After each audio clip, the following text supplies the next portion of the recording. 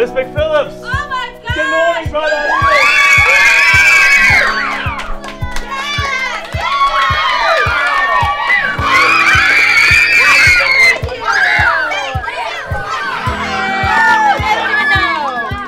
We have asked them to help us do some STEM hand-on activities and get a weather center so that we can all monitor the weather and do all of our things for our standards, and also have ecosystems in each one of the 4th grade classrooms. Yeah!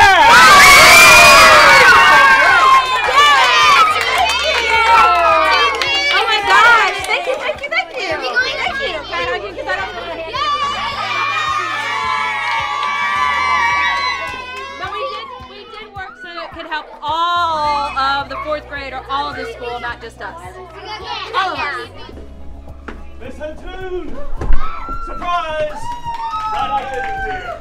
Oh my gosh! This is awesome! We're here. Wow! Good Yay! morning. To help you with your project. Thank you! Oh, this is great, guys. It is. It's going to be outside education, and it's kind of like a symbiotic relationship between our butterfly garden and our vegetable gardens that we have out there, and even the chickens. So we want to build a greenhouse that's solar powered and attract the bees back to our environment so that we could populate, they could go ahead and pollinate different, the plants here. So we're really excited about that. Yeah, there is a large pollinating effort going on with bees and butterflies both. Right? Yeah. So what we do in our greenhouse will help support bringing the butterflies and the bees into the area. Miss Taylor!